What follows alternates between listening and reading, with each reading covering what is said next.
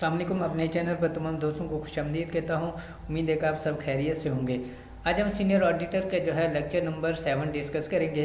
इसमें भी आपको बहुत कुछ सीखने को नियम मिलेगा। इससे पहले जो है हमने रूल नंबर 15 से लेकर रूल नंबर 90 तक डिस्कस कर लिया था। रूल नंबर 19 जो था वो था जी ब्लैक लिस्टिंग से मुतालिक, और रूल नंबर 15 से हमने स्टार्ट किया था कि वो था qualification and disqualification of supplier and contractors. ठीक है, तो आज हम अगला लेक्चर हमारा होगा जी रूल नंबर 20 से लेकर रूल नंबर 27 तक हम कोशिश करेंगे पढ़ने के। इसमें हम ये टॉपिक्स डिस्कस करेंगे। सबसे पहला जो टॉपिक्स है वो जी है हमारे पास मेथड ऑफ प्रोक्योरमेंट, कि हमने प्रोक्योरमेंट करने के लिए कौन सा मेथड अप्लाई करना है। ठीक है, उसमें नंबर 1 इसमें नंबर 2 आता है हमारे पास प्रिंसिपल मेथड ऑफ प्रोक्योरमेंट, के प्रोक्योरमेंट का प्रिंसिपल मेथड कौन सा होता है। ओपन कम्पिटिटिव बिडिंग, ये भी हम डिस्कस करेंगे। सबमिशन ऑफ बिड्स, के बिड्स को कैसे सबमिट किया जाए, कैसे जो हमने जो है ना उसको बिड ऑफ रिसिप्ट कैसे होती है। ठीक है ना, तो इसके बाद है बिडिंग डॉक्यूमेंट्स हैं जी, रिजर्वेशन एंड प्रेफरेंस। नंबर 7 है हमारे पास बिड सिक्योरिटी। नंबर 8 है हमारे पास बिड वैलिडिटी, और नंबर 9 है extension of time for submission of bids. तो ये तमाम टॉपिक्स जो है इस वीडियो में हम डिस्कस करेंगे। तो हम टॉपिक्स पर आगे बढ़ते जाएंगे। जो चीज़ नहीं समझ आएगी आप मुझे कमेंट्स करेंगे, मैं इंशाल्लाह आपके कमेंट्स का जवाब दूंगा। तो चलते हैं आज के सबसे पहले लेक्चर की तरफ। सबसे पहले है methods of procurement. Rule number 20, ठीक है, रूल आपने लाजमी याद रखने हैं। रूल नंबर 20 जो है ये रिलेटेड है principal method of procurement. The procuring agencies shall use open competitive bidding as the principal method of procurement for the procurement of goods, services and works। ठीक है, सिंपल इसका मतलब यह है कि प्रोक्योरमेंट एजेंसी ने अगर गुड्स या सर्विस या वर्क्स के लिए अगर प्रोक्योरमेंट करनी है तो उसने इसके लिए जो मेथड यूज़ करना है वो है जी ओपन कम्पिटिटिव बिडिंग का मेथड अप्लाई करना है, जिसको जो कि प्रिंसिपल मेथड कहलाता है प्रोक्योरमेंट का। ठीक है, तो ये इंपॉर्टेंट चीज़ याद रखने की जो चीज़ मैंने हाईलाइट की हुई है कि प्रोक्योर एजेंसी जो है किस मेथड को अप्लाई करेगी फॉर प्रोक्योरमेंट पर्पज़ के लिए। तो ये है जी ओपन कम्पिटिटिव बिडिंग। तो ओपन कम्पिटिटिव बिडिंग को हम प्रिंसिपल मेथड भी कहते हैं, प्रिंसिपल मेथड ऑफ प्रोक्योरमेंट भी कहते हैं। ठीक है, रूल नंबर 21 है ओपन कम्पिटिटिव बिडिंग। ठीक है, तो ओपन कम्पिटिटिव बिडिंग जो है ये रूल हम डिस्कस करेंगे। ओपन कम्पिटिटिव बिडिंग के लिए ये subject to the provision of rule 22 to 37। तो ओपन कम्पिटिटिव बिडिंग के लिए हमारे पास रूल है 22 से लेकर 37 तक रूल है। ये हम डिस्कस करते जाएंगे जिस तरह हम टॉपिक्स पर आगे बढ़ते जाएंगे, तो ये भी रूल इंशाल्लाह हम डिस्कस करेंगे। तो इन सब्जेक्ट के मुताबिक ओपन कम्पिटिटिव बिडिंग होनी है। The procuring agencies shall engage in open competitive bidding if the cost of object to be procured is more than the prescribed financial limit which is applicable under sub class 1 of class B of rule number 42। Submission of bids, के bid को कैसे submit किया जाए, इस ये rule number 22 deal करता है। Number 1 हम पढ़ेंगे कि the bids shall be submitted in a sealed package और packages in such manner that the contents are fully enclosed and can not be known until duly open. ठीक है, कि competitive bidding के लिए जो भी बिड सबमिट होगी वो सील होनी चाहिए और इस मैनर में होनी चाहिए, इस तरीक़ेकार में होनी चाहिए कि इसका कोई भी कंटेंट जो है नज़र नहीं आना चाहिए जब तक कि उसको ओपन न किया जाए। ठीक है, ये इसकी पहली कंडीशन है। अगर कहीं भी वो सील हुआ नहीं है या उसमें कोई ऐसी पैकिंग है कि आपके कुछ कंटेंट नज़र आए तो वो बिड जो है काबिल कबूल नहीं होती। नंबर 2 हम है जी procuring agency shall specify the manner method of submission and receipt of bids in an unambiguous and clear manner in the bidding documents. ठीक है, प्रोक्योरिंग एजेंसी ने रिसिप्ट ऑफ बिड यहाँ जो बिड के लिए जो बिड सबमिशन का जो भी मेथड बताना है वो बड़ा स्पेसिफाई करके उसने बताना है ताकि उसमें कोई शक व शुबा की बात ना रहे और क्लियर मैनर में उसके डॉक्यूमेंट्स मेंशन होने चाहिए। तो ये नंबर 2 है इसका। नेक्स्ट है हमारे पास रूल नंबर 23। रूल नंबर 23 डील करता है ये बिडिंग डॉक्यूमेंट्स कि बिडिंग डॉक्यूमेंट्स कौन कौन से होंगे। ठीक है, तो नंबर 1 है जी, procuring agency shall formulate precise and unambiguous bidding documents that shall be made available to bidders immediately after the publication of the invitation to bid. ठीक है, नंबर 1 ये है कि प्रोक्योरिंग एजेंसीज जो हैं वो बिल्कुल प्रिसाइज वे से, मैंने एक आसान और बगैर शिको शुबात के ज़रिए जो जितने भी बिडिंग डॉक्यूमेंट्स हैं उनको फार्मुलेट करेगी, और वो जो है ये जो भी बिडर्स हैं उनके लिए अवेलेबल होंगे इसके इन्विटेशन ऑफ बिड के पब्लिकेशन के फ़ौरन ही बाद। नंबर 2 है, for competitive bidding whether open or limited the bidding documents shall include the following. Competitive bidding के लिए वो बेशक ओपन हो या लिमिट हो तो उसके लिए ये डॉक्यूमेंट्स होंगे जो कि अब हम डिस्कस करने लगे हैं। नंबर 1 है, उसमें है कि जी बिडिंग डॉक्यूमेंट्स में इन्विटेशन टू बिड होनी चाहिए, इंस्ट्रक्शन टू बिडर्स होनी चाहिए, form of bid, form of contract, general और special condition of contract, specifications and drawings और performance criteria where applicable.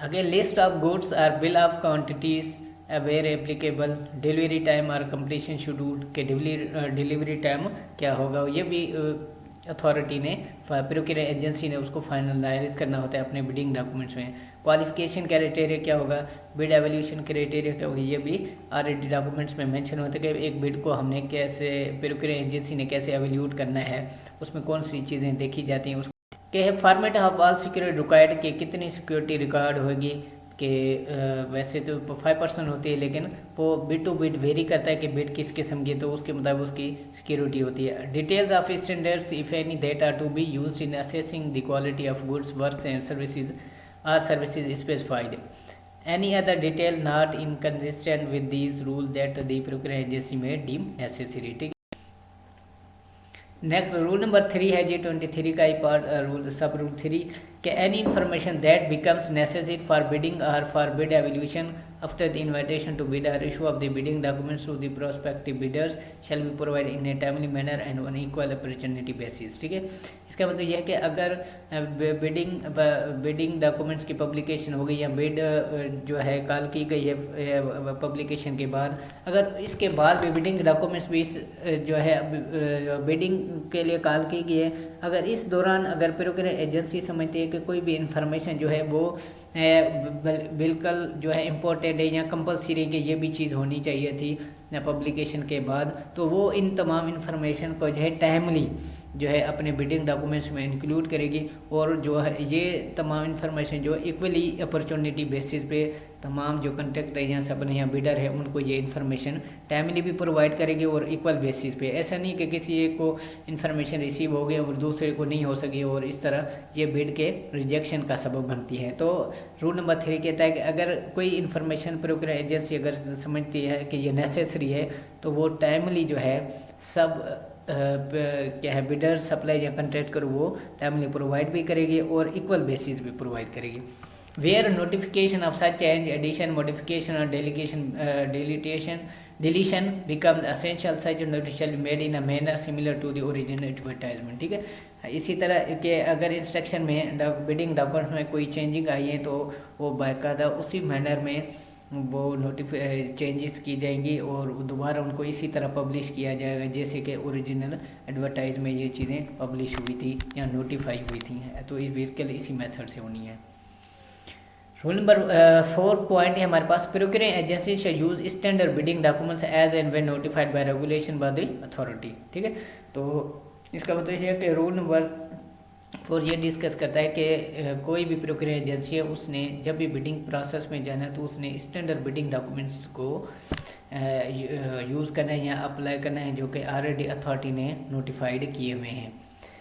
Provide that bidding documents already in use of procurement agency may be retained in their respective usage to the extent they are not inconsistent with these rules until such time that the standard bidding documents are specified by regulation। ठीक है, इसका मतलब यह है कि अगर procuring agency के पास पहले से ही वो डॉक्यूमेंट्स हैं तो वो उनको जो है वो सर्कुलेट या पब्लिक कर सकते हैं या जो भी बिडर्स हैं या सब उनको दे सकते हैं, लेकिन इस चीज़ का वो ख्याल रखेगी कि जो भी बिडिंग डॉक्यूमेंट्स हैं वो जो है वो कंट्राडिक्ट नहीं होनी चाहिए, जो कि अथॉरिटी ने जो भी रूल्स रूल रेगुलेशन के मुताबिक जो भी डॉक्यूमेंट्स हैं नोटिफाइड कर दिए हैं।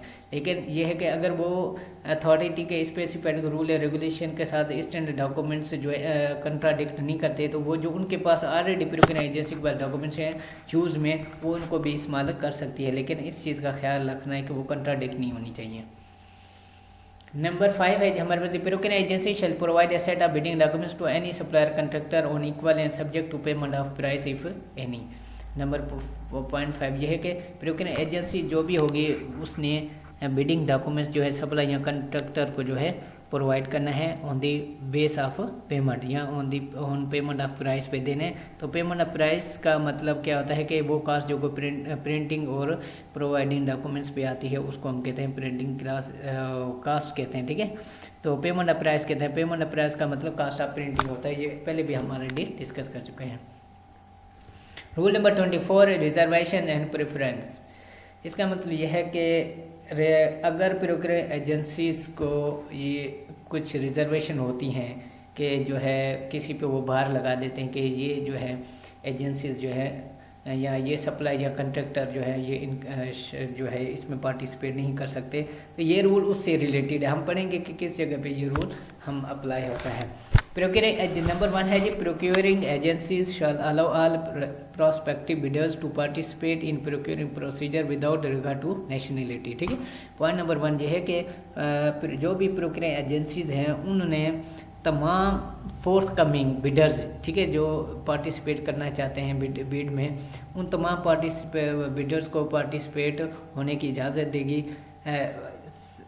देगी और बगैर किसी भी नेशनलिटी के मद्देनज़र रखते वो उनको रोक नहीं सकती, ठीक है। बगैर किसी डिस्क्रिमिनेशन के हर किसी को वो इजाज़त देगी कि वो इस बिडिंग प्रोसेस में पार्टिसिपेट करें।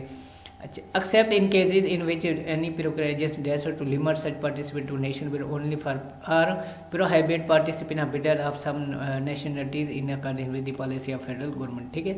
अगर वो किसी को रोकना भी चाहती हैं, किसी नेशनलिटी को या किसी बिडर्स को उस पार्टिसिपेट नहीं कभी करना चाहते हैं, तो वो बिल्कुल उस पॉलिसी के तहत उसको बाहर करेंगे जो कि फेडरल गवर्नमेंट ने नोटिफाइड की हुई पॉलिसी, उसके मुताबिक उसको वो जो है ना बिडर या सप्लायर को वो जो है पार्टिसिपेशन से रोक सकती प्रोक्योरिंग एजेंसीज रोक सकती हैं।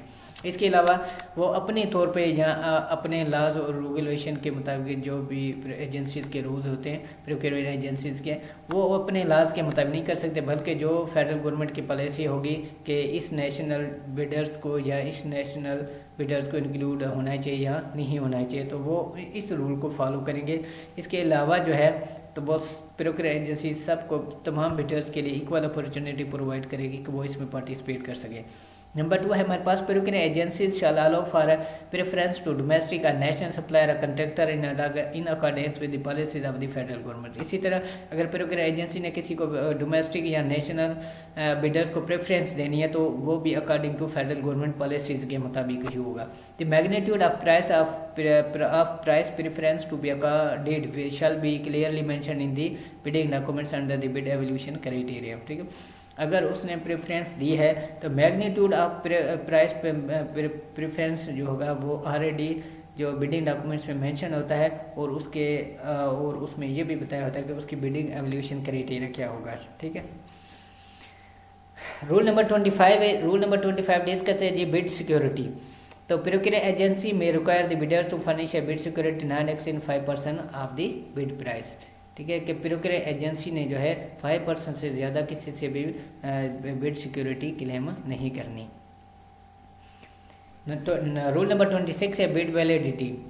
नंबर 1 है procuring agency keeping in view the nature of the procurement shall subject the bid to a bid validity period, ठीक है। प्रोक्योरिंग एजेंसी जो है वो प्रोक्योरमेंट की नेचर को देखते हुए किसी भी बिड को एक वैलिडिटी पीरियड के लिए उस बिड को जो है अपनी सेफ कस्टडी में रख सकती है या उसके लिए पीरियड मेंशन कर सकती है कि इस बिड की वैलिडिटी पीरियड जो है इतना से इतना है। रूल नंबर 2 है bid shall be valid for the period of time spend in the bidding documents. Bid कोई भी है किसी जो है वो किसी भी टाइम के लिए उस वक्त किसी भी टाइम के लिए जो है वैलिड होगी उस वक्त के लिए जो पीरियड जो है बिडिंग डॉक्यूमेंट्स में बताया गया। अगर बिडिंग डॉक्यूमेंट्स में किसी बिड की वैलिडिटी पीरियड बताया गया 2 साल का, तो वो बिड 2 साल तक वैलिड होगी, इसके बाद वो एक्सपायर हो जाएगी या इनवैलिडेट हो जाएगी। रूल नंबर 3 पॉइंट नंबर 3 हमारे पास, the procuring agency shall ordinarily be under an obligation to process and evaluate the bid within the stipulated bid validity period. ठीक है, प्रोक्योरिंग एजेंसी जो है आमतौर पर भी उसकी ये जिम्मेदारी बन जाती है कि वो बिड को प्रोसेस करे या एवेल्यूट करे, जो भी उसका टाइम मुतय्यन है, जो भी पीरियड बताया गया उस पीरियड में करेगी। इसके अलावा जो इसमें कोई रीज़न, अगर उसने इसमें कोई एक्सटेंशन भी करनी है तो वो इसके लिए रीज़न देगी। However under exceptional circumstances and for reason to be recorded in writing, if an extension is considered necessary, all those who have submitted their bid shall be asked to extend their respective bid validity period। ठीक है, तो point number 3 ये है कि procuring agency ने किसी भी bid को उसके स्टेपुलेटेड जो भी फिक्स टाइम पीरियड है उस पीरियड के दौरान ही बिड को जो है एवेल्यूट करना है। लेकिन कुछ ऐसे हालात के जब ये कंसिडर प्रोक्योरिंग एजेंसी ये समझती है कि इसमें थोड़ी सी एक्सटेंशन होनी चाहिए, तो वो जो है तमाम बिडर्स को भी ये कहेगी इन राइटिंग के वो भी अपनी बिड वैलिडिटी पीरियड को एक्सटेंड कर ले। Such extension shall be for not more than the period equal to the period of the original bid validity. ठीक है, लेकिन ये एक्सटेंशन पीरियड जो है ये ओरिजिनल बिड वैलिडिटी के जो पीरियड था उससे ज़्यादा नहीं होना चाहिए। इसका मतलब यह है कि बिड वैलिडिटी अगर पहले ओरिजिनल डॉक्यूमेंट्स में मेंशन हुई थी 15 डे, तो नेक्स्ट जो एक्सटेंशन है वो तो वो भी 15 डेज तक ही होगी, इससे ज़्यादा एक्सटेंशन नहीं हो सकती। रूल नंबर 4 है, पॉइंट नंबर 4 है हमारे पास, बिडर्स कौन होते हैं? Bidders who agree to extension of their bid validity period shall also extend the validity of the bid bond or security for the extended period of the bid validity। ठीक है, कि bidder वो होते हैं जो कि बिड वैलिडिटी के extension को एक्सेप्ट करते हैं और इसके साथ जो बिड वैलिडिटी की जो पीरियड है उसकी जो सिक्योरिटी थी तो उसको भी वो एक्सटेंड करेंगे। ठीक है, कि अगर ओरिजिनल बिड डॉक्यूमेंट्स में जो उसकी सिक्योरिटी 5% थी, तो अब जितना पीरियड इंक्रीज हो रहा है तो वो हो सकता है कि बिडिंग डॉक्यूमेंट में 6% हो जाए, तो जो बिडर होगा इस चीज़ को एग्री करेगा तो वो 6% भी उसको फिर ये बिड के लिए उसको सबमिट कराना पड़ेगा।